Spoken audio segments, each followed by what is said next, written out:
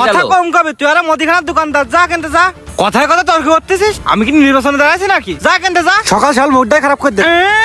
গাড়ি মনে হয় জনসেবা করার জন্য কিনেছি। আশেপাশে তাকলাম, গাড়ি ঘোড়াও নেই, এখন কি করব আমি? পুরো রাস্তা ফাঁকা, এখন গাড়ি না হলে আমার মারে কিভাবে হসপিটালে নিয়ে যাবো আমি তো কিছু বুঝতে পারছি, কি দেখি করবো এখন। বক্কার ভাই, শোনো শোনো, চলো তোমার বাড়ি চলো, তাড়াতাড়ি ভ্যান নিয়ে। মানে বুঝলাম না। ওরে ভাই, আমি সব শুনেছি, চাচি যে অসুস্থ হয়ে পড়িছে, এখন বাদলা বর্ষায় তো ভ্যান নামার চাইলাম না, তা তুমি চলো, তুমি না ঠেললেই তোমার বাড়ির সামনে তো ভ্যান আবার উঠতেছ। ভাই তুই 2 টাকার মাল বাকি নিস বলে তোরে আমি কত বেশি কথা কইছি, আর তুই আজকে আমার বিপদের দিনে পাশে এসে দাঁড়ালি। ওরে বাদ দাও দিন, আমি গরিব সবাল মানুষের কাছে পদে পদে বেশি কথা শুনতে, তোমার কথা আমি কোনোদিন মাইন্ড করি? তোমার তো বাকি নি বলে বেশি কথা কইছো, বেশি কথা কইও তো বাকি দিছাও বলে তো খাই বেড়ে পাইছি আছি, আল্লাহ বাঁচাইছে। ভাই কথা বাড়াই না দিন, তাড়াতাড়ি চলো, চাষির নিয়ে হসপিটালে যাচ্ছিবে। ভাই একটা কথা মাথায় রাখবা, বড় লোকেরা হচ্ছে সুবিধাবাদী, বিপদের দিনই গরিবরা ছাড়া আর কারোর আশা করা যায় পাশে। আসলে ভাই গরিবের মর্ম বোঝে, বড় লোক গরিবের কখনো মর্ম বোঝে না।